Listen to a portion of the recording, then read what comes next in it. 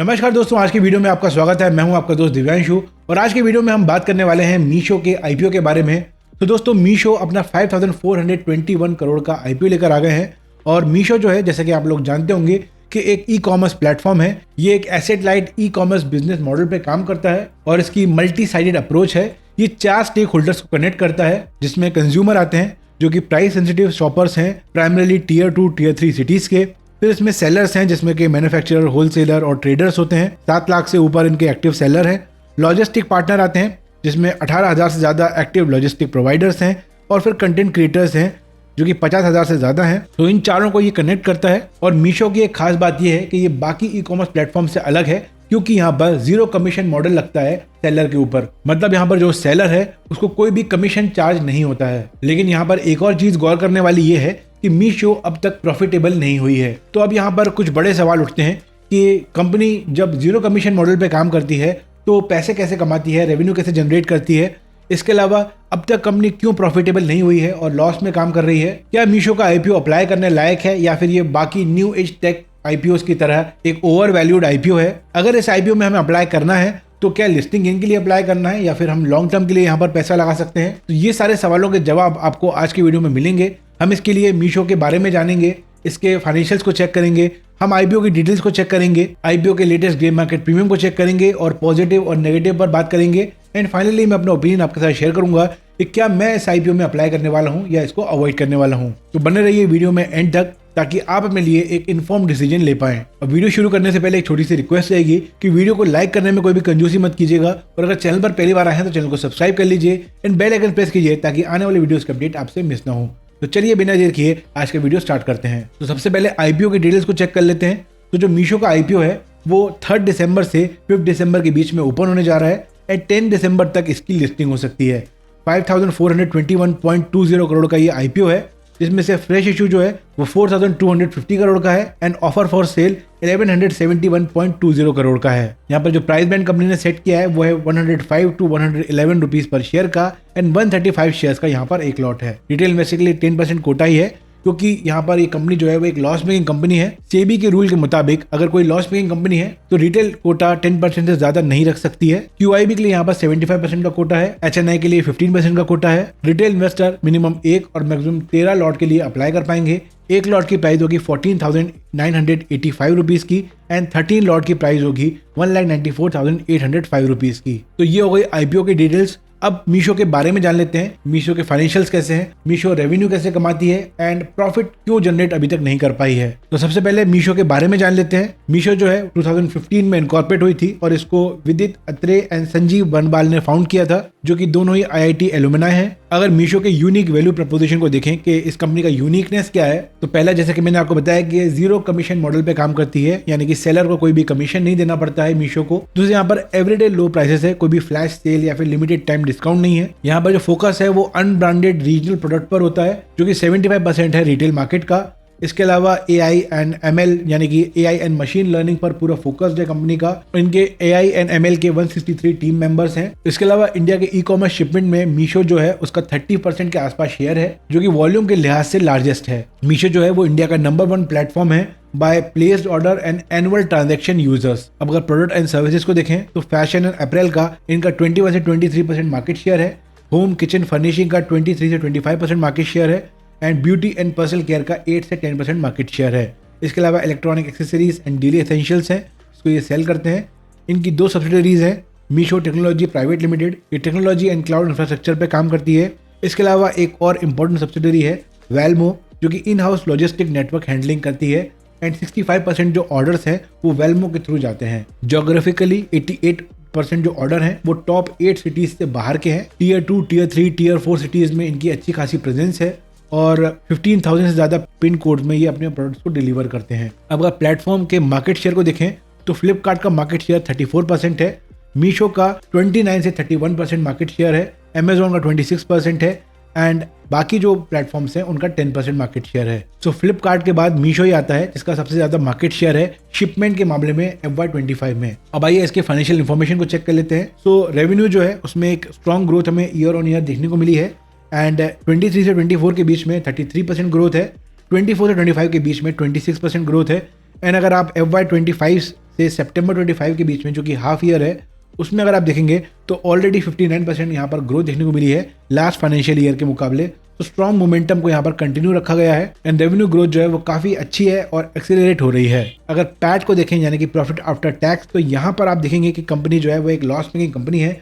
लेकिन लॉस जो है वो 23 से 24 के बीच में शार्पली रिड्यूस हुए हैं, लेकिन फिर से 24 से 25 के बीच में जो लॉस है उसमें एक मेजर रिवर्सल देखने को मिला है एंड लॉसेस जो हैं वो शूट अप हुए हैं -3,942 करोड़ के। उसके बाद फिर से जो लॉसेस हैं वो इंप्रूव हुए हैं FY25 से सितंबर 25 के बीच में। अब आप देखेंगे कि मीशो जो है वो स्विंग कर रहा है between improvement and huge losses depending on different investment cycle, लेकिन जो FY25 की रिपोर्टेड लॉस है वो बड़ी हुई इसलिए आई है क्योंकि एक वन टाइम रीऑर्गेनाइजेशन एक्सपेंस इनको देना पड़ा था, जिसकी वजह से यहाँ पर लॉसेस ज्यादा दिख रहे हैं। EBITDA जो है वो स्टिल नेगेटिव है, बट FY23 के मुकाबले यहाँ पर इस साल EBITDA बेटर रहा है।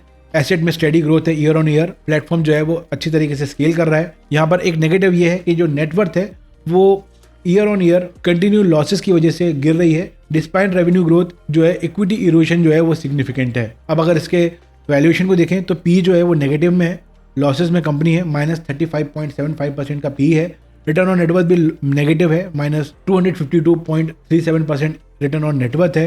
रिटर्न ऑन कैपिटल एम्प्लॉयड भी नेगेटिव है। Price to book value 30 times है, प्राइस टू सेल्स जो है वो 5.34 टाइम्स है and debt to equity nil है। कंपनी वर्चुअली डेट फ्री है। इसके अलावा इंपॉर्टेंट मेट्रिक्स जो कि ई कॉमर्स के सेगमेंट में होते हैं वो है एनुअल ट्रांजैक्टिंग यूजर्स जो है मिलियंस में, वो लगातार हर साल बढ़ते हुए दिखे हैं।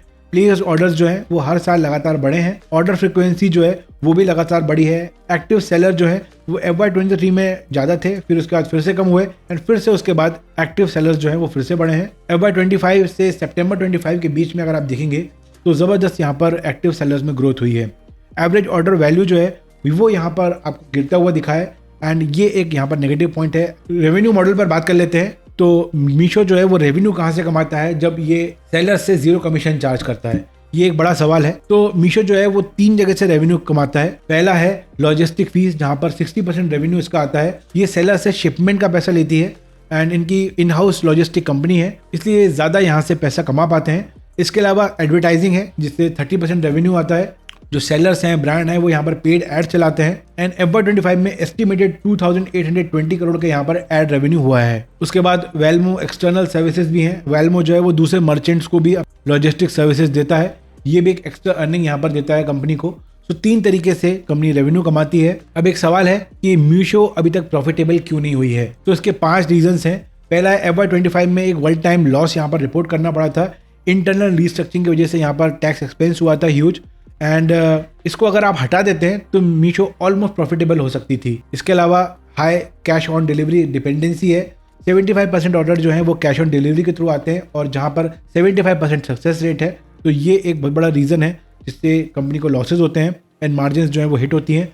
एवरेज ऑर्डर वैल्यू जो है वो यहाँ पर बहुत लो है। 274 का यहाँ पर एवरेज ऑर्डर वैल्यू है, जो ई कॉमर्स में काफ़ी लो है। इनका हाई वॉल्यूम तो है लेकिन लो मार्जिन मॉडल है। मीशो में आपको इम्पल्स बाइंग ज़्यादा दिखेगी लेकिन यहाँ पर रिटर्न भी ज़्यादा दिखेंगे। इसके अलावा कस्टमर एक्विजिशन कॉस्ट जो है वो इसकी पूरे सेगमेंट में सबसे ज़्यादा है और इसके अलावा कंपनी इंफ्रास्ट्रक्चर डेवलपमेंट में भी काफ़ी हैवीली इन्वेस्ट कर रही है, जिसमें cloud, artificial intelligence, machine learning and वेलमो लॉजिस्टिक नेटवर्क को डेवलप कर रही है, जिस वजह से कंपनी लॉसेज में है। लेकिन कुछ साइंस हैं जिससे कंपनी प्रॉफिटेबल होती दिख रही है, जैसे कि EBITDA मार्जिन जो है वो इंप्रूव हो रहे हैं, कंट्रीब्यूशन मार्जिन जो है वो इंप्रूव हो रहे हैं, लॉजिस्टिक कॉस्ट जो है वो 12% सस्ता हो गया है एंड कैश फ्लो जो है वो पॉजिटिव है। अब कंपनी को जो एवरेज ऑर्डर वैल्यू है उसको बढ़ाना चाहिए, कैश ऑन डिलीवरी में कम फोकस करना चाहिए, एड रेवेन्यू को और स्केल करना चाहिए एंड वेलमो से इसकी जो एफिशिएंसी है वो और इम्प्रूव होगी तो कंपनी 2-3 साल में प्रॉफिटेबल हो सकती है। अब दोस्तों आइए इसके कॉम्पिटिटर से इसको कंपेयर कर लेते हैं। तो मीशो के मेजर लिस्टेड कॉम्पिटिटर हैं Swiggy limited, first cry, Nykaa, Zomato and Trent. ये मेजर लिस्टेड कॉम्पिटिटर हैं एंड रेवेन्यू के मामले में जो जोमैटो है वो नंबर 1 पर है, प्रॉफिट के मामले में भी जोमैटो नंबर 1 पर है। लेकिन अगर आप पी का सेक्शन देखेंगे तो आप देख पाएंगे कि Meesho, Swiggy and first cry जो है वो लॉस मेकिंग कंपनी है अभी भी और इनकी जो पी है वो नेगेटिव है। नायका का जो पी है वो 1000 से भी ज़्यादा है, जोमैटो का 500 से ज़्यादा पी है एंड ट्रेंड का 100 पी है। तो आप देखेंगे कि पूरा सेगमेंट जो है उसमें जो भी कंपनीज है वो एक्सट्रीमली ओवर वैल्यूड है। अब चलिए दोस्तों मीशो के लेटेस्ट डे मार्केट प्रीमियम को चेक कर लेते हैं, जिससे हमें लिस्टिंग गेन का कुछ आइडिया लग पाएगा। तो लेटेस्ट डे मार्केट प्रीमियम के अकॉर्डिंग यहाँ पर जो GMP चल रहा है वो है 42 रुपीज़ पर शेयर का मतलब करीब 37 से 38% गेन होने की यहाँ पर संभावना है। सो काफी अच्छा लिस्टिंग गेन होने की यहाँ पर संभावना दिखती है as per latest grey market premium sources. बाकी लेटेस्ट ग्रे मार्केट प्रीमियम के अपडेट्स के लिए आप मेरा व्हाट्सएप चैनल ज्वाइन कर लेना, जिसकी लिंक आपको डिस्क्रिप्शन मिल जाएगी, या फिर आप आई बटन पर क्लिक करके उसको ज्वाइन कर सकते हैं। अब आइए मीशो के आईपीओ के पॉजिटिव और नेगेटिव पर बात कर लेते हैं। एंड फाइनली मैं अपना टेक आपके साथ शेयर कर दूंगा कि क्या ऐसे आईपीओ में मैं अप्लाई करने वाला हूँ या अवॉइड करने वाला हूँ। तो पहले अगर पॉजिटिव की बात करें तो पॉजिटिव यहाँ पर है कि ये एक मार्केट लीडर के तौर पर उभर के आ रहा है। इंडिया का नंबर 1 ई कॉमर्स प्लेटफॉर्म है ये शिपमेंट को अगर हम देखें तो। इसके अलावा इनका जो फोकस है वो टियर 2, टियर 3, टियर 4 सिटीज में है और ये इसको यूनिक बनाता है। जीरो कमीशन मॉडल है, जिस वजह से सेलर जो है वो आसानी से इसमें जुड़ पाते हैं, इसलिए कंपनी के पास एक स्ट्रॉन्ग मोट है। इसके अलावा एसेट लाइट मॉडल है, टेक ड्रिवन कंपनी है, एफिशिएंट लॉजिस्टिक नेटवर्क भी बना रही है अपना खुद का, और इनका जो वेल्मो कंपनी है वो 65% लॉजिस्टिक को हैंडल करती है। तो यहाँ पर 12% चीपर यहाँ पर लॉजिस्टिक हो जाते हैं। कंपनी कम्प्लीटली डेट फ्री है, जीरो बोरिंग है, स्ट्रॉन्ग ग्रोथ हमें यहाँ पर देखने को मिली है। रेवेन्यू जो है वो अच्छी तरीके से बढ़ रहा है एंड रोबस्ट ऑपरेटिंग स्केल है। यहाँ पर पॉजिटिव फ्री कैश फ्लो है जो कि इंडस्ट्री फर्स्ट है अमंग हॉरिजॉन्टल प्लेयर्स। अब अगर नेगेटिव की बात करें तो कंटिन्यूअस लॉसेस यहाँ पर कंपनी रिपोर्ट कर रही है, नेगेटिव नेटवर्थ है, वोलेटाइल कैश फ्लोज है, कैश ऑन डिलीवरी पे हाई डिपेंडेंसी है, हाई ऑर्डर फेलियर है यहाँ पर 25% का। इसके अलावा क्वालिटी कंसर्न्स हैं क्योंकि यहाँ पर लो एंट्री बैरियर है, तो प्रोडक्ट क्वालिटी जो है वो यहाँ पर क्वेश्चनेबल हो जाती है। इसके अलावा कंपटीशन की रिस्क यहाँ पर हमेशा बनी रहती है क्योंकि अमेजॉन, फ्लिपकार्ट, क्विक कॉमर्स जो है वो ज़बरदस्त कंपटीशन दे रहा है, रिलायंस ज़बरदस्त कंपटीशन दे रहा है। इसके अलावा नए नए प्लेयर्स जो हैं वो उभर के आ रहे हैं, तो वो यहाँ पर मेजर कॉम्पिटिटर बन के आएंगे। एक्सपेंसिव वैल्यूएशन है, प्राइस टू बुक वैल्यू भी 30 टाइम्स है, जो पी है वो नेगेटिव है, लॉस मेकिंग कंपनी है। तो फाइनल वर्डिक्ट क्या निकल के आता है, क्या इस आईपीओ में हमें अप्लाई करना चाहिए या इसको अवॉइड करना चाहिए। तो लेटेस्ट ग्रे मार्केट प्रीमियम जो है वो काफ़ी अच्छा दिख रहा है। अगर ग्रे मार्केट प्रीमियम का जो ट्रेंड है वो पॉजिटिव रहता है, 20%, 25% से ऊपर रहता है, तो जरूर यहाँ पर एक अच्छा लिस्टिंग गेन हमें देखने को मिल सकता है। लिस्टिंग गेन के लिहाज से मैं यहाँ पर 4 आउट ऑफ 5 स्टार दूंगा, लेकिन हमें यहाँ पर देखना चाहिए कि जो रिसेंट ई कॉमर्स प्लेटफॉर्म्स हैं उनकी परफॉर्मेंस कैसी रही है। उनकी रिसेंट लिस्टिंग जो है वो काफ़ी डिसअपॉइंटिंग रही है, तो उस लिहाज से देखना चाहिए। और एंकर लिस्ट भी हमें यहाँ पर चेक करना है, तो वो भी मैं आपके साथ अपडेट कर दूंगा। आप मेरा व्हाट्सएप चैनल जरूर ज्वाइन कर लेना। एंड सेकंड और थर्ड डे पर मुझे लगता है डिसाइड करना चाहिए कि लिस्टिंग गेन के लिए यहाँ पर जाना चाहिए या नहीं जाना चाहिए। लॉन्ग टर्म के लिए मैं इसको 3 आउट ऑफ 5 स्टार दूंगा।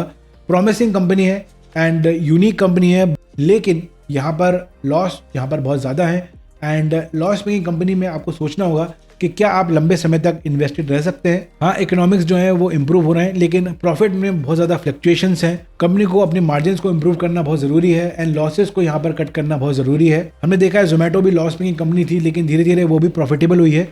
तो अगर उस रास्ते पे जाती है तो काफ़ी अच्छा स्टॉक हो सकता है। तो लॉन्ग टर्म के लिहाज से हाई रिस्क कंपनी है। मैं पर्सनली लिस्टिंग गेन के लिए ही यहाँ पर अप्लाई करूँगा, बाकी ये मेरा पर्सनल ओपिनियन है।